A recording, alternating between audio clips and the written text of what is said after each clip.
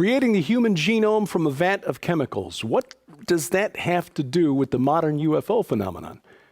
Welcome to SkyWatchTV for Tuesday, May 31st, 2016. I'm Derek Gilbert, a special guest today. But before we bring him on, remind you that today is the official launch day for the new book by best-selling authors Tom Horn and Chris Putnam, The Final Roman Emperor, the Islamic Antichrist, and the Vatican's Last Crusade. To find out how, $19.95 plus shipping and handling can get you more than $200 worth of stuff. Make sure you watch through the end of this broadcast. Now, our guest, who's done some research in the field of ufology, although he claims not to be a ufologist, he's been named one of the most influential in the field by experts. He's the author of a book that we highly recommend for your reference library, The Unseen Realm, Recovering the Supernatural Worldview of the Bible. We welcome Dr. Michael Heiser back to the program. Mike? Thanks for having me. Yeah. We're glad to have you. You could be a guest on some upcoming episodes of SkyWatchTV, both the network program and the web exclusives that we'll broadcast. You also blog at a number of places. Mm-hmm. You make me feel like a real slacker. I've only got 6 websites, and you've got about 19, but three different blogs: the Naked Bible blog, Paleo Babble, and UFO Religions. Right. One of the things that I thought interesting was a couple of the comments you made recently at the UFO Religions blog about the secret meeting that was held at Harvard recently by a group that wants to pull together 150 scientists and begin figuring out how they can synthesize the human genome, take the base chemicals that make up the human genome and create it from scratch. What does that have to do? Well, I mean, why did you categorize this under the UFO Religions why blog? Did I put it there? Yeah. Well, I put it there because that is actually a subplot of The Portent, which is my second novel. The Portent is the sequel to The Facade. Mm-hmm. And both of those novels have sort of the UFO alien mythos at its center. And this is sort of an offshoot, this whole synthetic biology thing. And in the story of The Portent, again, which is the sequel, the villain, and I don't want to say too much about the villain, I don't want to have any spoilers. Spoilers, here, but the villain more or less goes off onto this little rabbit trail with the main character to sort of taunt him with his own superiority and saying, look, part of what we're going to do is to give people exactly what they expect. And we can create new life forms, again, to justify this idea, this quote-unquote discovery of extraterrestrial life, as a discovery when it's really not a discovery. It's really something of our own manufacture. And I use the field of synthetic biology to get into that. Now, for those who aren't familiar with it, you know, when you hear about genetics, it's usually, okay, we've mapped the human genome now, and now we're reading DNA to figure out, okay, what does this gene do? And why is it, what's its role and where it's placed and all that sort of thing. What these guys are talking about is not just reading DNA, it's writing it. And from really an atomic level on up, the very elemental things of nature, that which the material world is made of, in an elemental level, being able to manipulate those things and literally create DNA that is unique. Mm-hmm. In other words, a life form that is not terrestrial by definition. So it's more than fixing a genetic problem. I mean, we get gene therapy, that's part of our vocabulary now. CRISPR-Cas9, where they can edit. Right, editing and all that sort of stuff. This is different. This is one step beyond to actually becoming, as gods, where we are now creating DNA from the atomic level on up and doing with it what we want. Now, you did a lot of research for the novels, The Facade and The Portent.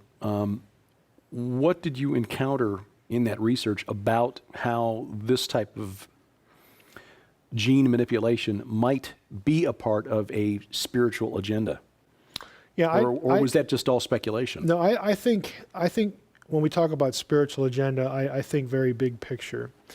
And that is, we live in a world where we're trying to make humans machines, and we're trying to make machines human.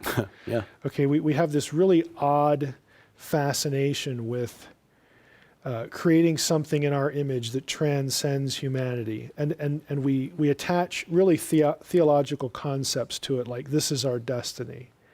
We are mimicking our own creator, even if you don't believe in a creator or not.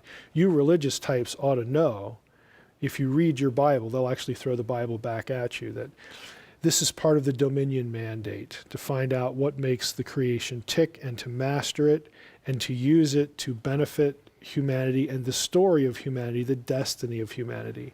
Doesn't your Bible talk about glorification and deification and divinization? And well, yeah, it talks about all those things in quite a different way. A different context. Right, yeah. in a totally different context. But it's surprising how many scientists, again, to justify the enterprise or to try to convince those Neanderthal religious people out there that this is okay. They'll try to use theology for it. And when they do that, they can be read. This is really what you're about. You really do want to be in the place of the Creator. You really do want to transcend humanity. You really want to you really want to redefine what it is to be a human being, what that word even means anymore. And so they'll cast it in very big picture, very theological kinds of verbiage, to try to convince you, which to me says a lot. That really telegraphs where they're at. Mm. So essentially just a 21st century science fiction veneer over the old lie from the garden. Right, it's the old lie of wanting to be in control. It's the old lie of wanting to command your own destiny.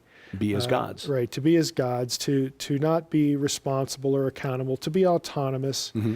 And, in biblical theology, we get this yearning for our autonomy, both in the spirit world, we have rebellion, and in the human world. So it's something sort of, again, as the Bible, would describe it, it's just something that's part of who we are, and really even who divine beings are. Again, who gets to play God, who gets to be the top of the heap, Mm-hmm. and to dictate to everyone else and sort of fulfill our destiny as this all wonderful, all everything thing, to be in that position, to be God. It seems to me that while scientists are saying that this has nothing to do with religion, this is just this is science, that it still all ultimately comes back around Mm-hmm. to a theological argument.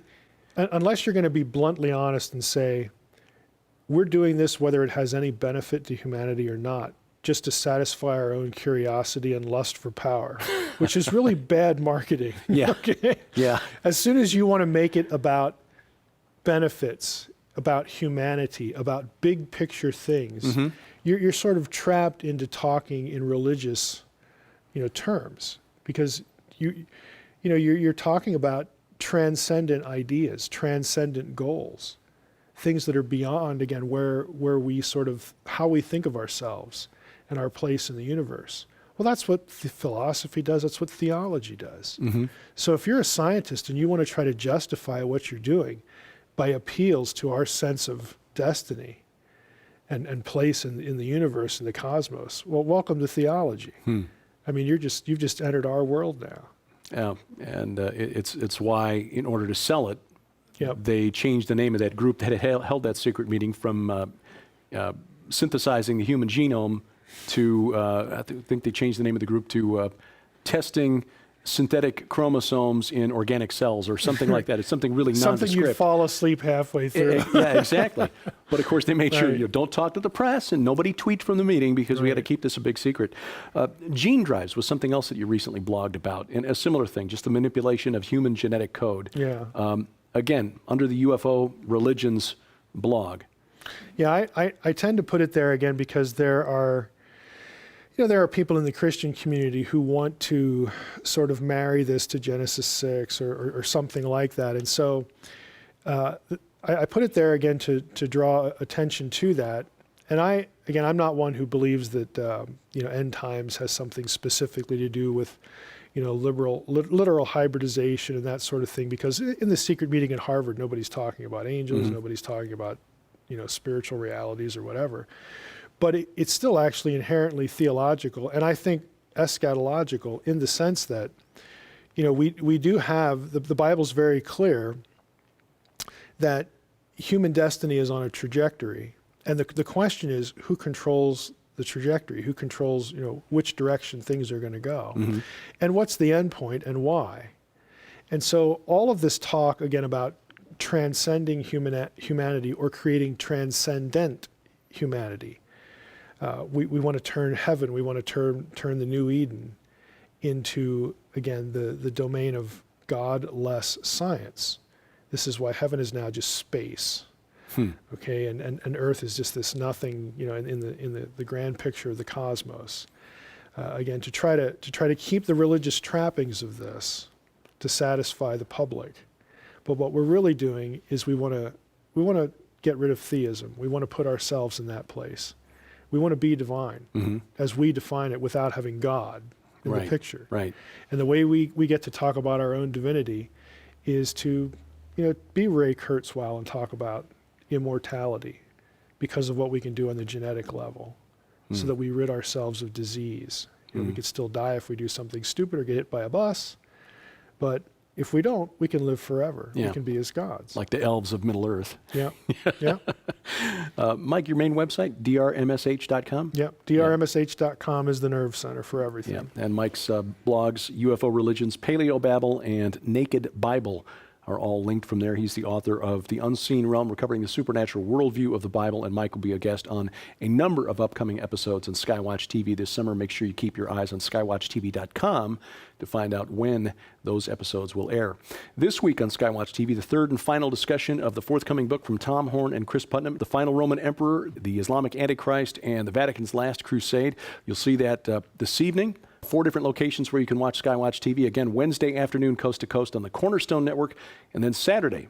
For a complete listing of dates and times where you can see SkyWatch TV, log on to skywatchtv.com and then click the link in the top menu bar that says Channels. You have questions or comments for us? Feel free to send those to me, dgilbert@skywatchtv.com, and thank you for watching as we keep watch.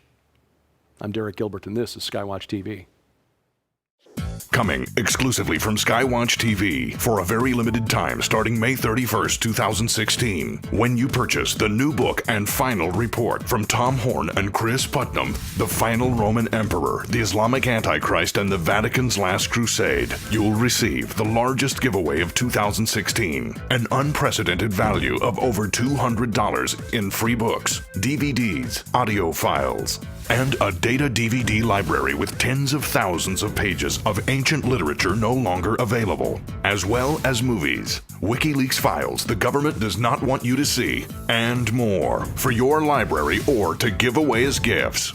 Included in this biggest giveaway of 2016 are Chris Putnam's full-length DVD presentation, Astrobiology and the Vatican ET Connection, the new 5-part SkyWatch TV special investigative report on the book, The Final Roman Emperor, plus 2 mystery books with a $40 value, and a data DVD library with thousands of pages of ancient literature, movies, and audio series for your library or to give away as gifts. And for the first several thousand customers while supplies last, you'll also receive Satan's Dirty Little Secret, the 2 demon spirits that all demons get their strength from.